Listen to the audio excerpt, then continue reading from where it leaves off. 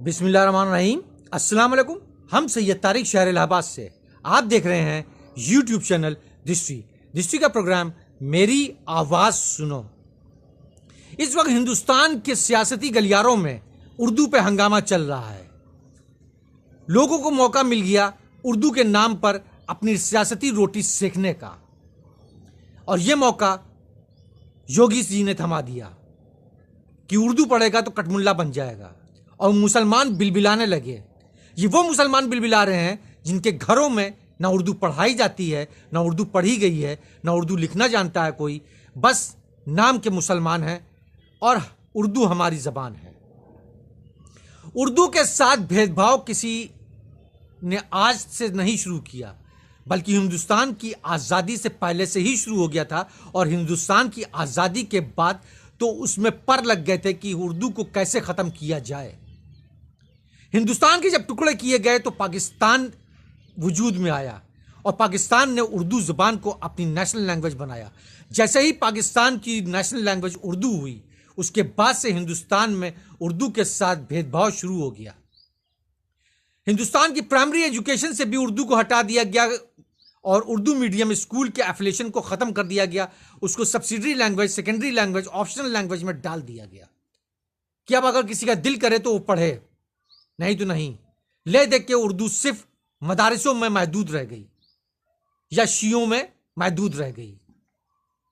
इसके अलावा धीरे धीरे उर्दू खत्म होती चली गई।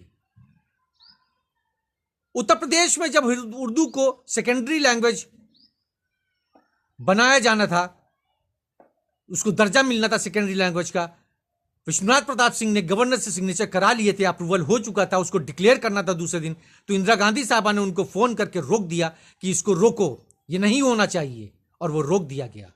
मुलायम सिंह साहब जब इंटरिम गवर्नमेंट बनी थी इलेक्शन करवाने के लिए, तो एक मुसलमान को केयरटेकर चीफ मिनिस्टर बना दिया गया था। उन्होंने उर्दू में नेम प्लेट लगवा दी, तो उसके बाद जब वो जीत के आए तो उन्होंने नेम प्लेट को अपने हाथों से तोड़ के फेंका था। तो यह है उर्दू से लगाव और हकीकत। उर्दू को खत्म करने की वजह और इससे अहम है, वो 1947 से पहले से शुरू थी, और 1947 के बाद तो उसके ऊपर बहुत शिद्दत से काम किया गया। जो बड़े लीडर थे, जो थिंक टैंक थे हिंदुओं के, उसमें संघ के भी, कांग्रेस के भी, सब लोगों का मानना यह था कि उर्दू के हुरूफ, फारसी के हुरूफ, अरबिक के हुरूफ एक जैसे हैं, मिलते जुलते हैं, 95% एक ही अल्फाज हैं। अगर बच्चा उर्दू सीखेगा तो वो अरबी के नज़दीक रहेगा, अरबी पढ़ना उसके लिए आसान होगा। जब अरबी पढ़ना उसके लिए आसान होगा तो कुरान पढ़ना उसके लिए आसान होगा। जब उर्दू वो सीखे हुए होगा, कुरान को पढ़ेगा, तो कुरान मजीद का ट्रांसलेशन पढ़ के उसको समझेगा भी और उस पर अमल भी करेगा। जब अमल पे करेगा तो वो दीन से जुड़ा रहेगा, और हमें मुसलमानों को दीन से दूर करना है। जब ये मुसलमान दीन से दूर होंगे तभी वो हमारे नज़दीक आएंगे, और हमें मुसलमानों को दीन से दूर रखने के लिए उर्दू ज़बान का गला घोटना होगा, उसको मिनिमाइज करना होगा। ये एक बड़ी अहम वजह थी, और ये करने वाले, सोचने वाले लोग कांग्रेस के थे, जो मुसलमानों के मजाजी खुदा हैं। मुसलमान किस बात के तेवर दिखा रहा है कि योगी जी ने यह अल्फाज इस्तेमाल कर लिया, यह जुमला इस्तेमाल कर लिया कि उर्दू पढ़ेगा तो कटमुल्ला बनेगा। तुम्हारे घर में कितनी उर्दू पढ़ाई जाती है? तुम्हारे घर में कितने लोग उर्दू पढ़ना जानते हैं? जब तुम कुरान मजीद की पहली आयत सूरह इक़रा को समझ नहीं सके तो तुम पढ़ोगे क्या, लिखोगे क्या? तुम तो सिर्फ पैदा हुए हो इस्लाम के दस्तरखान को चरने के लिए, उसको नापाक करने के लिए जो तुम कर रहे हो। ना तुम दीन के हो, ना दुनिया के हो, ना अल्लाह के सगे हो, ना रसूल के सगे हो, ना अल्लाह की मानते हो, ना रसूल की मानते हो। अल्लाह को मानोगे ज़रूर, रसूल को मानोगे ज़रूर, मगर अल्लाह और रसूल की नहीं मानोगे कि वो क्या कह रहे हैं। इल्म हासिल करो, तो हमें इल्म हासिल नहीं कर रहा है। उर्दू हम पढ़ेंगे नहीं, उर्दू पे हम हंगामा करेंगे। ले दे के उर्दू सिर्फ आवारगी में, प्यार मोहब्बत तक महदूद हो गई है, शायरी में, बस शायरी तक उर्दू को रखा गया।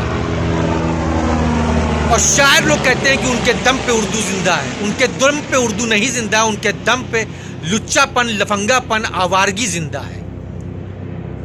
उन्होंने उर्दू को सिर्फ कमर, कूले, आंख, गाल यहां तक महदूद कर दिया। औरतों को, जिस्म को बयान करने में महदूद कर दिया। उर्दू एक इनकलाबी जबान थी और उसको ख़त्म कर दिया। उसका इनकलाब जो है ख़त्म करके उसको सिर्फ औरतों के कमर, कूले, आंख तक महदूद कर दिया। तो पहले अपने गरेबा में झांक के देखना होगा कि उर्दू के लिए क्या किया है आपने और क्या करने के लायक हैं आप।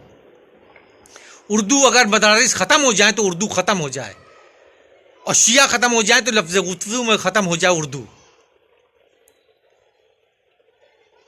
अपने आप को पहले देखिए। उर्दू हिंदुस्तान में पैदा हुई है, हिंदू मुसलमान सब शामिल है उसमें पैदा करने में। संस्कृत, उर्दू, फारसी, अरबी सब शामिल है उसको पैदा करने में। किसी एक की जुबान नहीं है वो, और न रहेगी। न उर्दू कोई ख़त्म कर सकता है, न कर पाया, न कर पाएगा। और जो करेगा भी तो वो मुसलमान ही करेगा, क्योंकि मुसलमान ने ही बेड़ा गर्क कर रखा है ज़बानों का। पाकिस्तान की नेशनल लैंग्वेज बनने के बाद से कांग्रेस पार्टी ने उसको ये बता दिया कि ये मुसलमानों की ज़बान है, और उसके बाद से जाहिल हिंदू इसी में लग गया कि उर्दू ज़ुबान मुसलमानों की ज़बान है और उससे भेदभाव करने लगा। इस तमाम गलाजत से बाहर आना होगा। नेता किसी के सगे नहीं है, वो सिर्फ फ़ायदा उठाते हैं, और वो सिर्फ फ़ायदा उठा रहे हैं और उठाएंगे। एक मुद्दा था अपनी भड़ास निकालने का, अपनी रोटी सेकने का, वो सेक लिया गया। शुक्रिया।